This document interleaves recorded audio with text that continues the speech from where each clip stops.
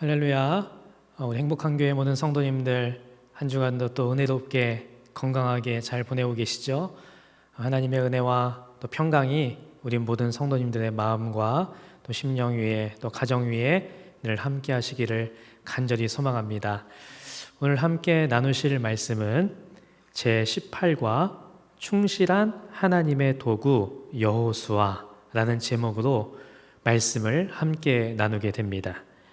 오늘 우리가 여호수아라는 사람에 대해서 함께 나누게 될 텐데요.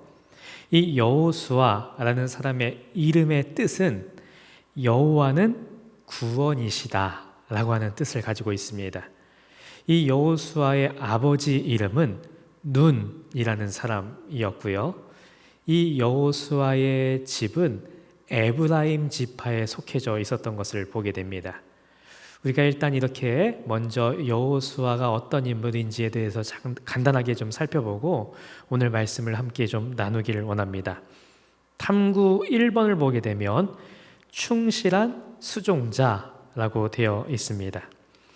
출애굽기 17장을 보게 되면 애굽에서 해방이 되어서 이제 홍해를 건너고 광야길을 걷던 이스라엘 백성들이 르비딤이라는 곳에 도착을 하게 돼요.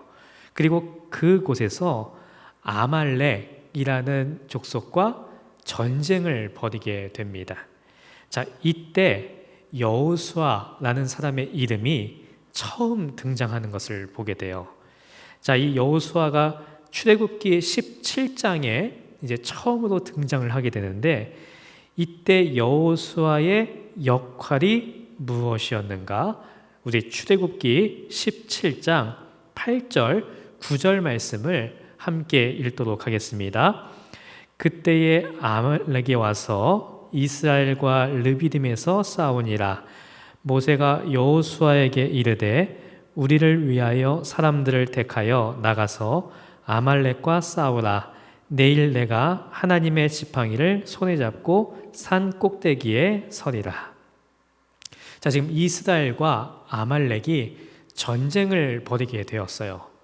그때 모세가 누구를 부르고 있냐 하면 여호수아를 부르고 있는 모습을 보게 됩니다. 그래서 이 여호수아에게 말하기를 우리를 위하여 사람들을 택하여 나가서 아말렉과 싸우라 라고 이야기하고 있는 것을 보게 돼요. 그래서 여호수아는 이 전쟁 가운데 선봉장으로 사람들을 이끌고 나가서 그 전쟁에서 친히 싸우게 되고 모세는 산 위에서 그 전쟁 가운데 자신의 두 손을 들어 하나님 앞에 서게 되고 아론과 훌은 그 모세의 손이 내려오지 않도록 그 손을 양쪽에서 붙잡아주고 있었던 것을 보게 되죠. 그리고 이 전쟁에서 이스라엘이 승리를 하게 되는 모습을 보게 됩니다. 이 출애굽기 17장에서 여호수아가 모세의 명령에 따라 그 전장에 선봉장으로 서고 있는 모습을 우리가 살펴볼 수 있게 됩니다. 자, 이 전쟁 이후에 이제 이스라엘 백성들이 계속해서 행진을 하고 하나님의 산인 시내산에 도착을 하게 돼요. 이 시내산에 도착을 했을 때에 하나님께서 모세를 시내산 위로 부르시는 말씀을 보게 됩니다. 자, 이제 모세가 하나님의 말씀에 따라서 시내산 위로 올라가게 되었고 백성들은 그 시내산 밑에서 기다리는 상황이 되었던 것이죠. 자, 그때 여호수아는 무엇을 하고 있었는가? 우리 출애굽기 24장 12절 13절 말씀을 함께 읽도록 하겠습니다. 여호와께서 모세에게 이르시되 너는 산에 올라 내게로 와서 거기 있으라. 내가 그들을 가르치도록 내가 율법과 계명을 친히 기록한 돌판을 내게 주리라. 모세가 그의 부하 여호수아와 함께 일어나 모세가 하나님의 산으로 올라가며. 자, 이제 모세가 하나님의 말씀에 따라서 시내산으로 올라가고 있었어요. 그런데 모세가 시내산에 올라갈 때에 누구를 데리고 그 산으로 올라갔는가? 여호수아를 데리고 그 산에 올라가고 있는 모습을 보게 됩니다. 그래서 모세가 시내산에서 40일 동안 하나님과 함께하는 시간을 갖게 되었고 그때 산 밑에 있던 백성들은 모세가 내려오지 않자 두려움에 빠져서 아론에게 우리를 위하여 신을 만들라 라고 이야기하는 모습을 보게 되죠. 그래서 아론이 이때 금송아지를 만들어서 범죄했던 모습을 우리가 발견하게 됩니다. 자, 이스라엘 백성들이 이렇게 산 밑에서 우상을 만들고 있었을 때에 여호수아는 모세와 함께 산에 올라가 있었던 것을 보게 돼요. 이 모세가 가는 곳에 여호수아도 지금 함께하고 있었던 모습을 우리가 살펴볼 수 있게 되는 것이죠. 이 시내산에서 이스라엘 백성들은 하나님의 율법을 받게 되었고 또 성막을 지으라는 하나님의 명령에 따라서 성막을 완성하게 됩니다. 그리고 이제 또 다시 출발을 해서 드디어 가네스 바데아라고 하는 곳에 도착을 하게 되는데요. 이곳은 이제 가나안 땅을 눈앞에 두고 있는 곳이었어요. 그래서 이 이스라엘 백성들이 가네스 바데아에 도착을 한 다음에 하나님의 명령에 따라서 각 지파에서 한 명씩을 뽑아서 12명의 정탐꾼을 가나안 땅에 보내게 됩니다. 이 12명의 정탐꾼들이 40일 동안 가나안 땅을 정탐하고 돌아오게 돼요. 자, 이스라엘 백성들은 이제 가나안 땅을 눈앞에 두고 그 땅에 들어갈 기대감에 차 있었죠. 그런데 그 땅을 정탐하고 돌아온 12명의 정탐꾼들이 돌아와서 10명의 사람들이 뭐라고 보고를 하게 되냐 하면 그곳은 젖과 꿀이 흐르는 땅입니다. 여기서 나는 열매들이 있습니다. 그런데 거기 사는 사람들은 힘이 세고 너무나도 튼튼한 데다 엄청나게 큽니다. 우리의 힘으로는 그곳에 올라가도 그 백성들을 이기지 못합니다. 그 백성은 우리보다 더 강합니다. 우리 눈에 보기에도 우리 스스로가 메뚜기처럼 보였으니 그들 눈에도 마찬가지였을 겁니다. 라고 하는 아주 부정적인 이야기들을 터뜨리기 시작합니다. 자, 그래서 이 이야기를 들은 백성들이 통곡하면서 울게 돼요. 그리고 이스라엘 백성들이 뭐라고 불평을 하기 시작하냐 하면 우리가 차라리 애굽 땅에서 죽었으면 좋았을 것이다. 우리가 차라리 광야에서 죽었으면 좋았을 것이다. 왜 우리를 여기까지 이끌고 와서 우리가 여기에서 죽게 하느냐라고 하면서 불평과 원망을 터뜨리고 통곡을 하게 됩니다. 자, 그런데 이 가나안 땅을 정탐했던 12명의 사람 가운데 누가 속해져 있었냐 하면 여호수아와 갈렙이라는 사람이 포함되어져 있었어요. 자, 10명의 사람들이 이렇게 부정적인 보고 우리는 그 땅을 쳐들어갈 수 없다, 우리는 이길 수 없다라고 하는 부정적인 이야기들을 쏟아내고 있을 때 이 여호수아와 갈렙이 어떻게 이야기하고 있었는가? 민수기 14장 9절 말씀을 우리 함께 읽도록 하겠습니다. 다만 여호와를 거역하지는 말라. 또 그 땅 백성을 두려워하지 말라. 그들은 우리의 먹이라. 그들의 보호자는 그들에게서 떠났고 여호와는 우리와 함께 하시느니라. 그들을 두려워하지 말라 하나. 자, 지금 정탐을 하고 온 10명의 사람들이 우리는 이길 수 없다. 그 사람들은 너무나도 크다. 우리는 그 사람들에 비하면 메뚜기와 같다라는 이야기들을 하기 시작했습니다. 그래서 온 백성이 그 이야기를 듣고 통곡을 하면서 원망하기 시작해요. 그런데 여호수아는 이때에 무엇을 이야기하고 있었는가? 두려워하지 말라. 그 땅의 사람들은 우리의 먹이다. 왜냐하면 하나님이 우리와 함께하고 계시기 때문이다 라고 이야기하고 있는 것을 보게 돼요. 수많은 사람들이 그 모습을 보고 그 앞에 펼쳐진 상황 가운데에서 부정적인 이야기들을 할 때 여호수아는 믿음의 고백을 하고 있었던 것을 우리가 살펴볼 수 있게 됩니다. 이렇게 보면 여호수아는 하나님 앞에서 충실한 사람이었고 신실한 사람이었고 그가 섬기던 모세에게 참 진실하고 신실한 사람이었고 또 이스라엘 백성들 가운데 믿음의 고백을 하는 아주 신실한 사람이었다는 것을 우리가 살펴볼 수 있게 되는 것이죠. 그는 어떠한 상황이든지 어떠한 사람들 앞에서든지 하나님 앞에 신실한 사람으로 서 있었다는 것을 우리가 발견할 수 있게 됩니다. 하나님 앞에 신실했고 그의 지도자였던 모세에게 신실했고 또 그가 함께하는 이스라엘 백성들 앞에서 아주 신실하고 충실했던 사람이었다는 것을 우리가 발견할 수 있게 되는 것이죠. 이 말씀을 보면서 내가 이 여호수아와 같은 사람이 된다면 얼마나 좋을까라는 생각을 해보게 됩니다. 하나님 보시기에 충실한 사람, 또 교회의 지도자들이 보기에도 신실한 사람, 또 함께하는 동역자들과 모든 성도들이 보기에도 아름답고 진실한 사람, 우리가 이런 사람이 되어질 수 있다면 얼마나 좋을까라는 생각을 해보게 됩니다. 우리가 충실하고 진실하고 신실하고 믿음의 고백으로 나아가는 삶이 될 수 있어야 하는 것이죠.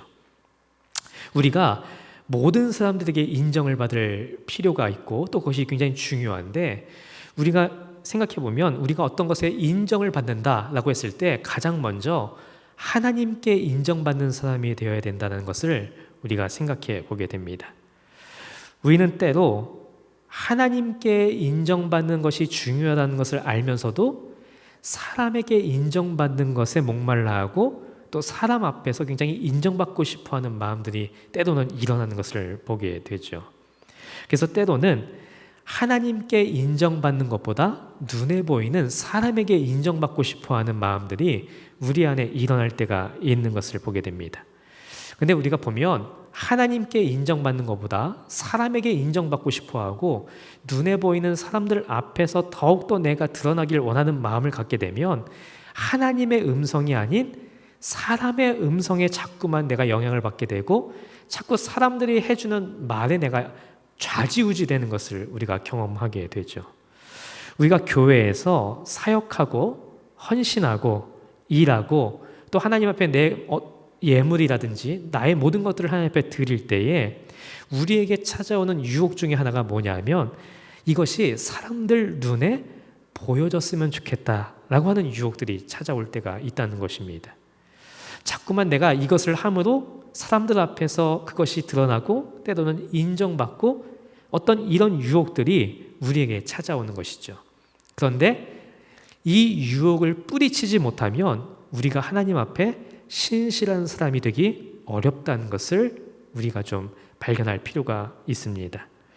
우리에게 우선적으로 중요한 것은 사람들에게 내가 어떻게 보여지느냐라고 하는 것이 중요한 것이 아니라 내가 오늘 하나님 앞에 어떠한 모습으로 서 있느냐라는 것이 사실은 더 중요한 것이죠.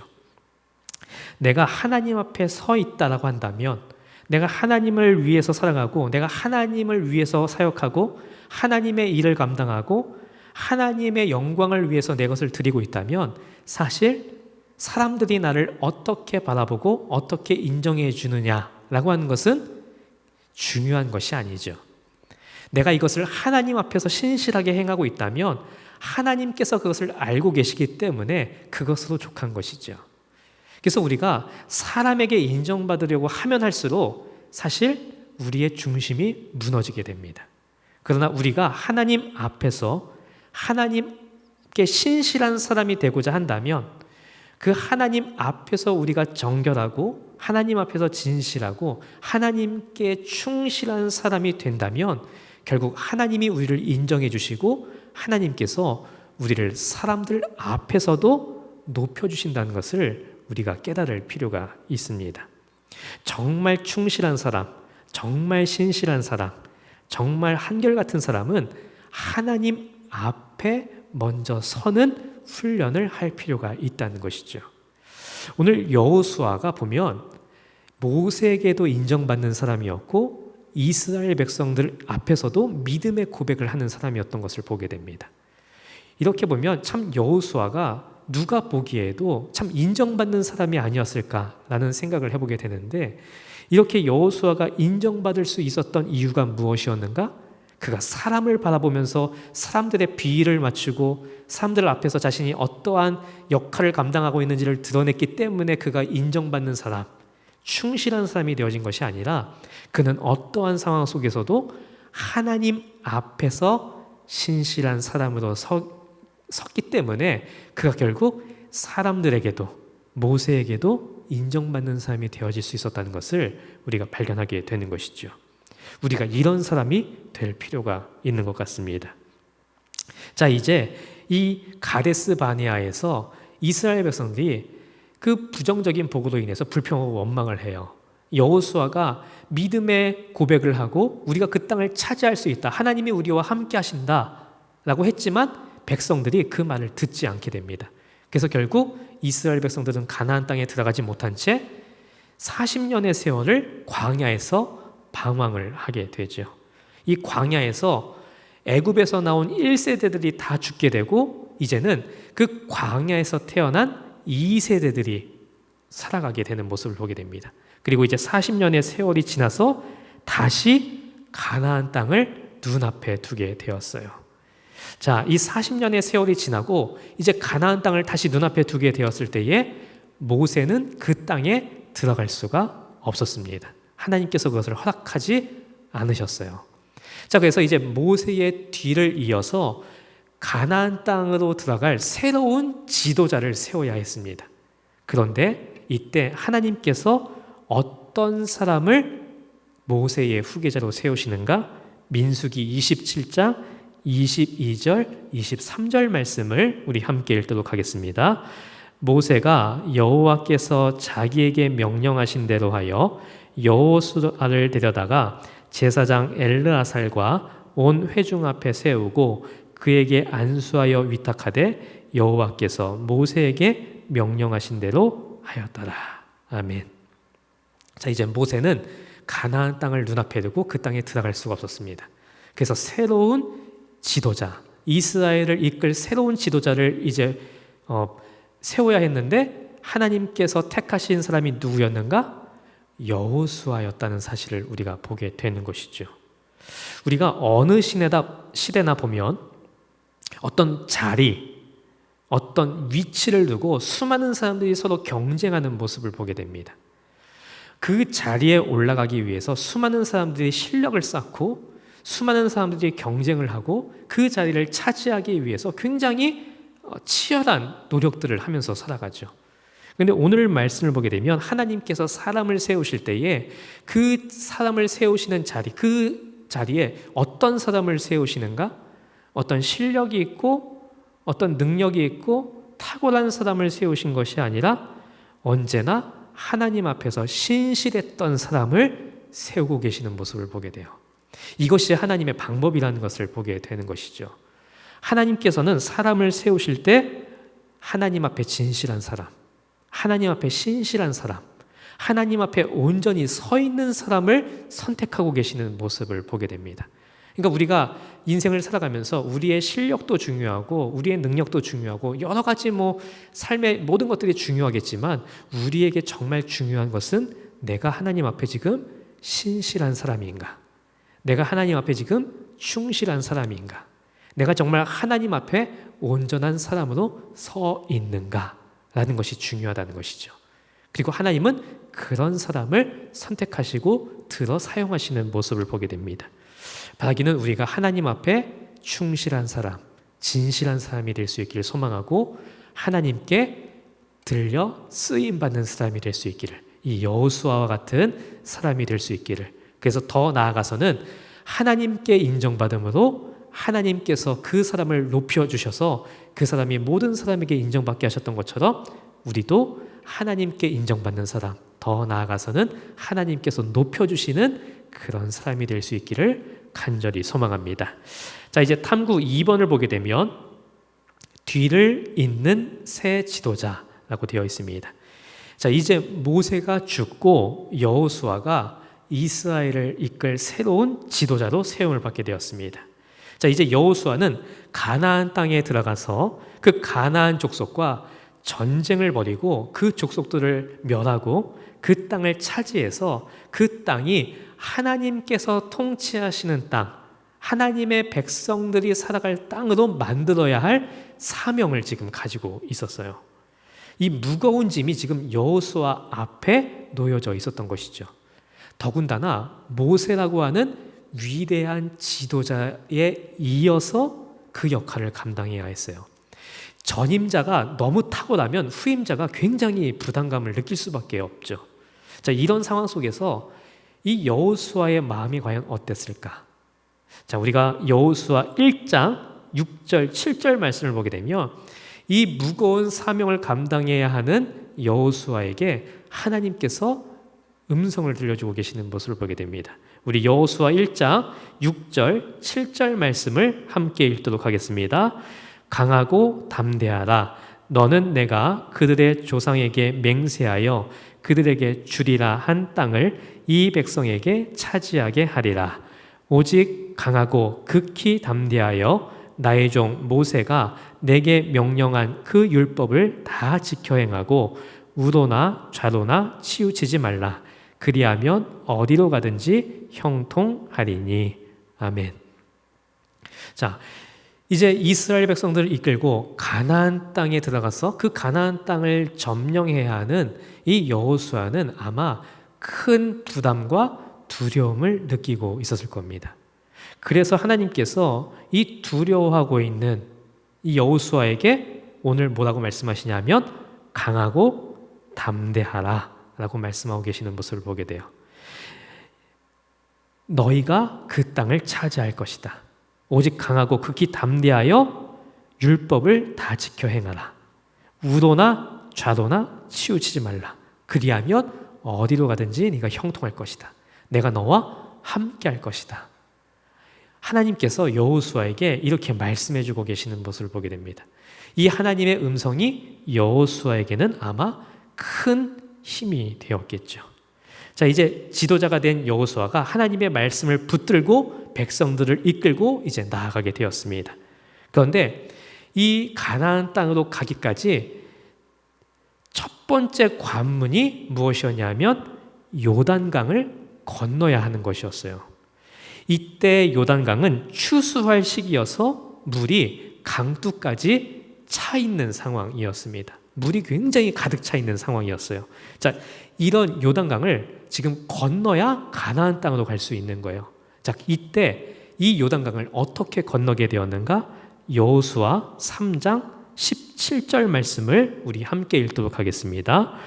여호와의 언약궤를 맨 제사장들은 요단 가운데 마른 땅에 굳게 섰고 그 모든 백성이 요단을 건너기를 마칠 때까지 모든 이스라엘은 그 마른 땅으로 건너갔더라. 자, 지금 요단강이 아주 가득 차 있었습니다. 그런데 그 강을 건너야 했어요. 자, 이 강을 어떻게 건널 수 있게 되었는가? 하나님께서 여호수아에게 말씀하시기를 언약궤를 맨 제사장들을 요단강으로 보내서 그 요단 강물을 밟으라고 말씀하세요. 그 여호수아는 하나님의 명령에 순종해서 언약궤를 맨 제사장들을 요단강으로 보내고 그 제사장들이 요단 강물을 밟게 되었을 때에 그 강이 멈추게 되었던 것을 보게 됩니다. 그리고 그 마른 땅으로 이스라엘 백성들이 건너가는 역사가 일어나게 돼요. 이 사건으로 인해서 여호수아는 수많은 백성들에게 하나님의 지도자로 인정을 받게 됩니다. 자, 모세가 이스라엘 백성들을 이끌고 나올 때에 그 이스라엘 백성들 앞에 놓여졌던 첫 번째 장애물, 관문이 뭐였냐면 홍해였어요. 그런데 하나님께서 이 모세를 통해서 그 홍해를 가르셨던 모습을 보게 됩니다. 그리고 이제 여호수아가 이스라엘의 새로운 지도자가 되었어요. 그런데 그 앞에 요단 강이 막혀 있었어요. 그런데 하나님께서 언약궤를 맨 제사장들을 보내서 그 강물을 밟으라 라고 말씀하시고 제사장들이 그 강물을 밟고 그 강 가운데 서 있을 때에 그 강물이 멈추고 마른 땅이 되었던 것을 보게 됩니다. 모세를 통해서 하나님께서 역사하셨던 것처럼 하나님께서 여호수아와도 함께 해주시고 그 강을 건널 수 있게 하시는 놀라운 일들을 보게 돼요. 자, 이렇게 이스라엘 백성들이 요단 강을 건너게 되었다는 소식이 가나안 족속에 이제 소문이 퍼지게 되었습니다. 자, 이때 이 소식을 들은 가나안 족속들은 무엇을 느끼게 되었는가? 여호수아 5장 1절 말씀을 우리 함께 읽도록 하겠습니다. 요단 서쪽에 아모리 사람의 모든 왕들과 해변의 가나안 사람의 모든 왕들이 여호와께서 요단물을 이스라엘 자손들 앞에서 말리시고 우리를 건너게 하셨음을 듣고 마음이 녹았고 이스라엘 자손들 때문에 정신을 잃었더라. 이스라엘 백성들이 요단강을 건너게 되었다는 소식을 들은 가나안 족속들의 마음이 어땠는가? 오늘 말씀을 보니까 그 마음이 녹았고 이스라엘 자손들 때문에 정신을 잃었더라 라고 기록하고 있는 것을 보게 돼요. 여호수아와 하나님이 함께 해주셔서 그 강을 건너게 하시고 이미 싸움을 하기 전부터도 가나안 족속의 사람들이 그 마음에 두려움을 느끼게 하시는 모습을 보게 됩니다. 자, 처음에 여호수아가 이스라엘의 새 지도자로서의 역할을 받았을 때 두려움과 부담감이 있었어요. 그러나 하나님께서 내가 너와 함께 할 것이다 라고 약속해 주셨고 여호수아가 하나님의 말씀에 순종함으로 나아갈 때에 그 강물이 갈라지게 되었고 이제는 여호수아가 하나님을 붙들므로 담대함으로 나가게 되었고 그 모습을 듣고 지켜보는 가나안 족속들은 오히려 두려움에 떨게 되는 모습을 우리가 살펴볼 수 있게 됩니다. 하나님의 말씀에 순종해서 나아가는 이 여호수아와 하나님이 함께 주고 계셨던 것이죠. 자, 탐구 3번을 보게 되면 정복과 분배라고 되어 있습니다. 이제 여호수아와 이스라엘 백성들은 드디어 가나안 땅에 들어서게 되었어요. 그리고 이제 본격적으로 가나안 족속들과 전쟁을 벌여야 했습니다. 자, 여호수아와 이스라엘 백성들이 가나안 땅에서 처음으로 벌인 전투가 여리고성 전투예요. 이제 여리고성을 점령하고 무너뜨려야 되는 거예요. 가나안 땅을 이제 점령해 나가는 전쟁이 이제 시작되고 있었는데, 자, 이 여리고성을 점령하고 그 성을 무너뜨리기 위해서 이스라엘 백성들이 했던 것이 무엇이었는가? 어떻게 그 여리고성과 싸움을 벌였는가? 자, 여호수아 6장 3절에서 5절 말씀을 우리 함께 읽도록 하겠습니다. 너희 모든 군사는 그 성을 둘러 성 주위를 매일 한 번씩 돌되 엿새 동안을 그리하라. 제사장 7은 7 양각 나팔을 잡고 언약궤 앞에서 나아갈 것이요 7째 날에는 그 성을 7번 돌며 그 제사장들은 나팔을 불 것이며 제사장들이 양각 나팔을 길게 불어 그 나팔 소리가 너희에게 들릴 때에는 백성은 다 큰 소리로 외쳐 부를 것이라. 그리하면 그 성벽이 무너져 내리리니 백성은 각기 앞으로 올라갈지니라 하시매. 자, 이제 여리고성 앞에서 여리고성을 무너뜨려야 했습니다. 자, 우리가 보통 전쟁에 이기기 위해서 우리가 필요한 것이 무엇일까 생각해 보면 일단 군인의 수가 중요하죠. 일단 수가 많아야 되고 그 다음에 무기가 있어야 합니다. 그리고 그 성을 무너뜨릴 전술이 필요하죠.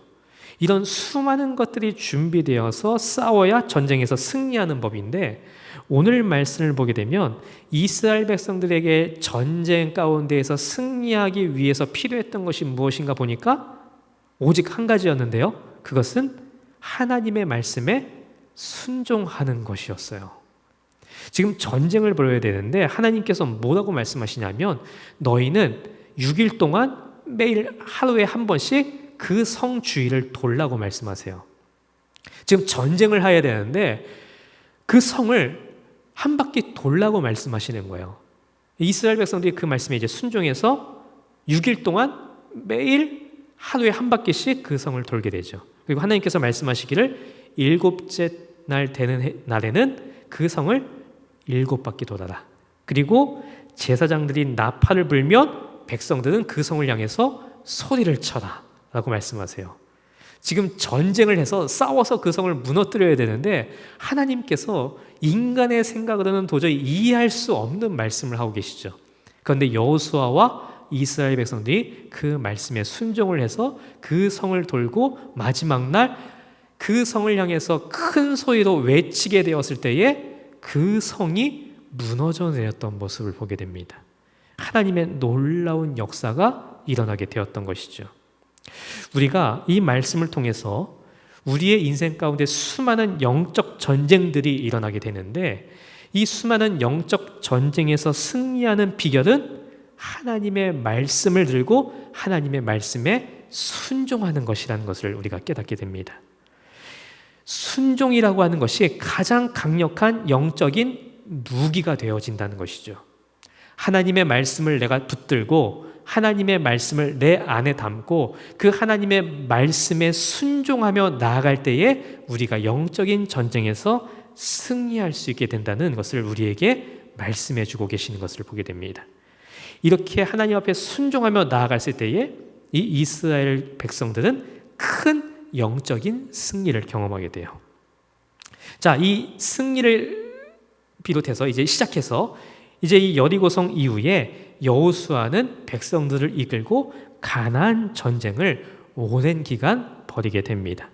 그리고 하나님이 여호수아와 함께 해주셔서 그 전쟁에서 승리하게 하시고 결국 그 가나안 땅을 점령하고 차지할 수 있도록 인도해 주시는 것을 보게 돼요. 자, 이렇게 해서 여호수아는 드디어 가나안 땅을 점령하게 되었고 그 가나안 땅으로 백성들이 들어가는 모습을 보게 됩니다. 자, 이제 가나안 정복 전쟁이 끝나게 되었어요. 그리고 여호수아가 한 일이 있습니다.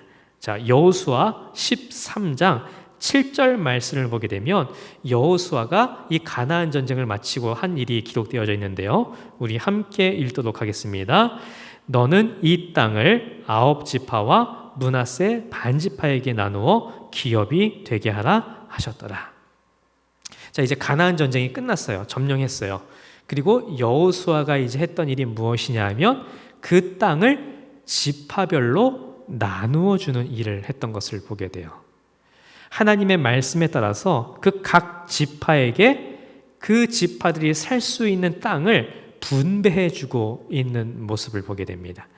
그래서 요단강의 동편에서는 이미 루벤 지파, 갓 지파, 므낫세 반지파가 땅을 분배받은 상황이었고 이제 여호수아가 백성들을 이끌고 가나안 땅을 점령한 이후에는 나머지 9지파 그리고 므낫세 반지파가 땅을 분배받고 있는 모습을 보게 됩니다. 그래서 12지파가 각자의 땅을 분배받고 그 가나안 땅에 이제 정착을 하고 살아가는 모습을 보게 돼요. 이렇게 여호수아는 자신의 사명을 감당해냈던 모습을 보게 됩니다. 자, 이 전쟁이 끝난 후에 오랜 세월이 지나고 이제 여호수아는 늙게 되었어요.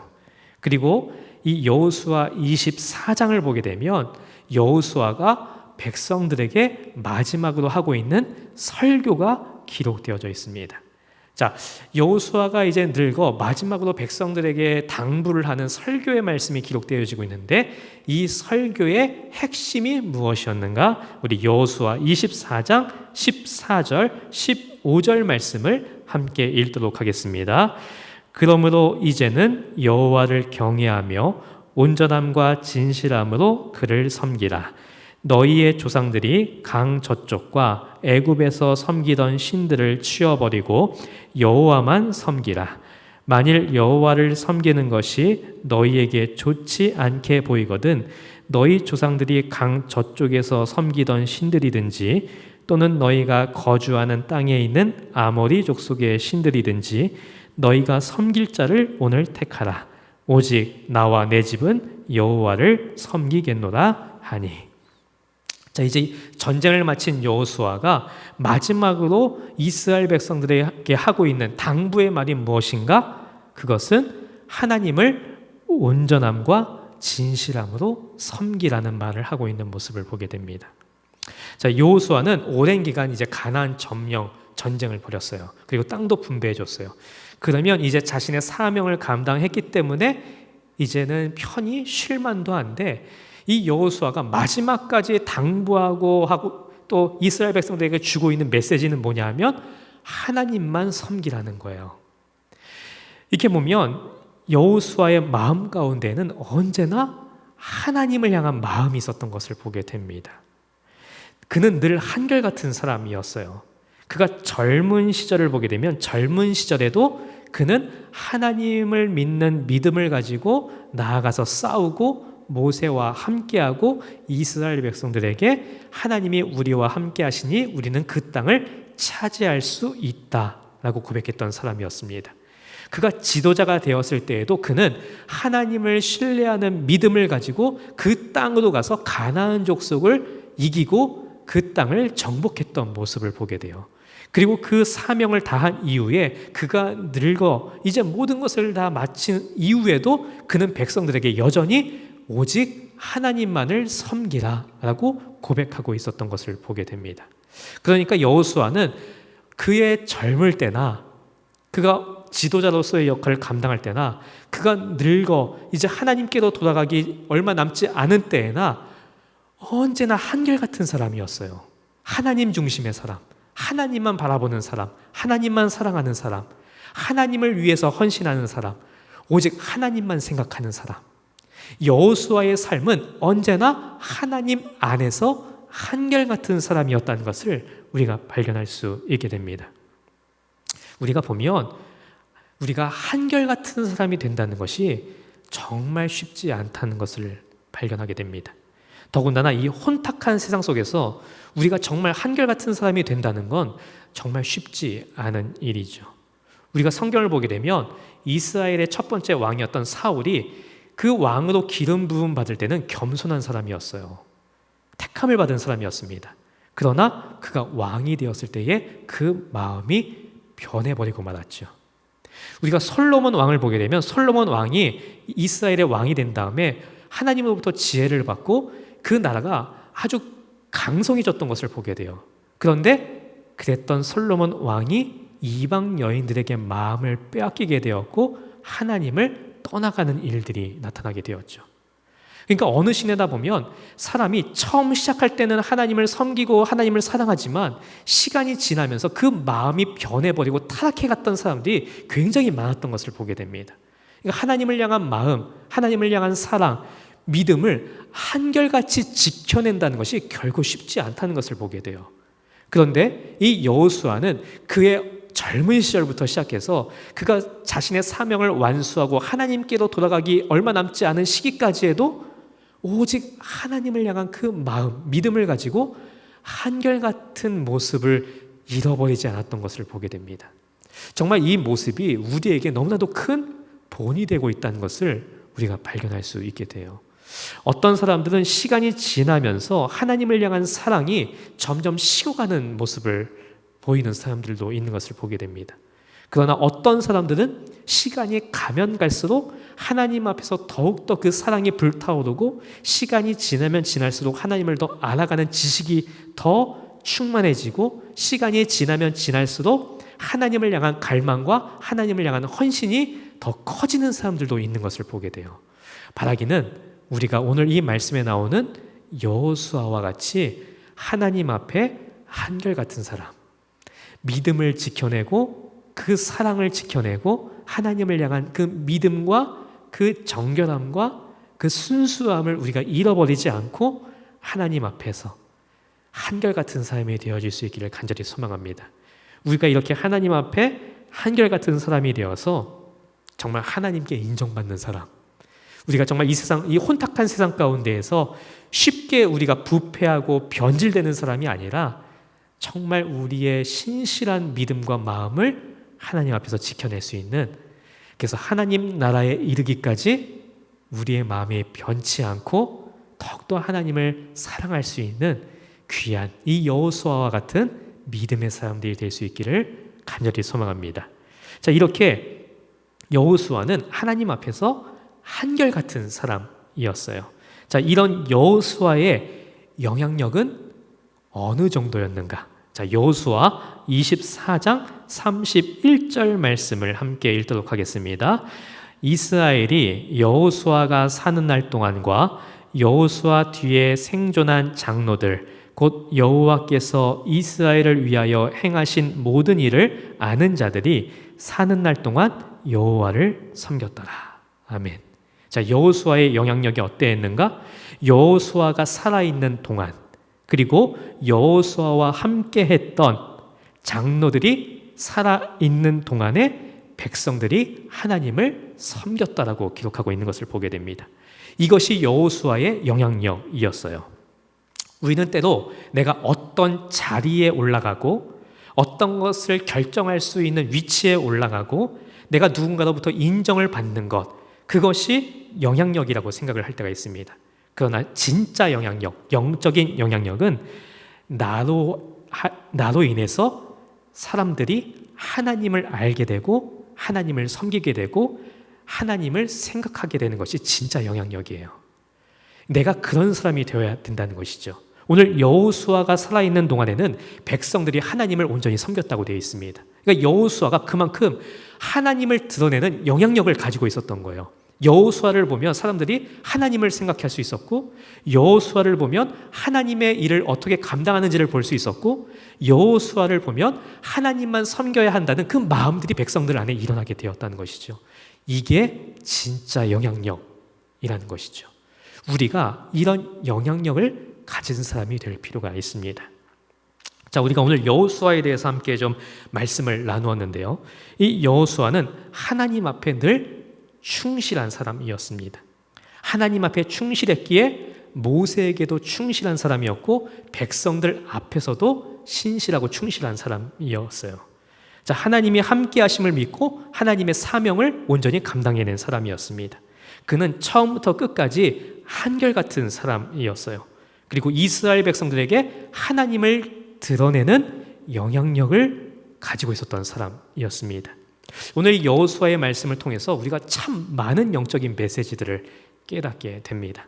바라기는 이 믿음의 본을 보였던 여호수아와 같이 이 시대에도 우리가 여호수아와 같은 사람들, 믿음의 사람들, 하나님 앞에 충실하고 진실하고 신실한 사람, 그런 사람이 되어서 하나님께 귀하게 쓰임받는 우리의 삶이 되어질 수 있기를 간절히 소망합니다. 기도하시겠습니다. 하나님 감사합니다. 오늘도 우리에게 말씀을 허락해 주시고 또 하나님의 말씀을 깨닫게 하시니 감사합니다. 하나님, 믿음의 사람이었던 여호수아와 같이 우리도 이 시대에 온전히 하나님을 바라보는 사람 되게 하시고 하나님의 사명을 감당하는 사람 되게 하시며 믿음과 사랑을 잃지 않고 하나님 앞에 한결같은 사람이 되어질 수 있도록, 신실한 사람이 될 수 있도록, 충성스러운 사람이 될 수 있도록 주님 우리를 붙들어 주시고 인도하여 주시옵소서. 하나님 앞에 온전한 사람으로 서 있을 수 있도록 우리의 마음과 심령을 붙들어 주시옵소서. 예수 그리스도의 이름으로 기도를 드립니다. 아멘. 교회 생활 안내해 드리겠습니다. 지난 주일은 교회 설립 48주년 기념 주일이었습니다. 하나님께서 우리를 여기까지 인도해 주시고 또 우리 교회를 이끌어 주신 은혜를 생각하는 귀한 주일이었습니다. 신앙장학금 전달식이 있었고 또 10년 근속교사 표창이 있었습니다. 하나님께 감사를 드리고 또 함께 참여해 주신 모든 성도님들 감사를 드립니다. 5월 한 달은 우리가 교회 예배와 가정 주일 예배를 병행해서 드리고 있습니다. 교회 예배는 오전 9시 30분 1부, 오전 11시 2부 이렇게 드리고 있습니다. 금주 주일 오후, 수요 낮, 수요 저녁, 금요 심야는 모이지 않습니다. 수요 낮 예배는 영상으로 제공해 드리고 있습니다.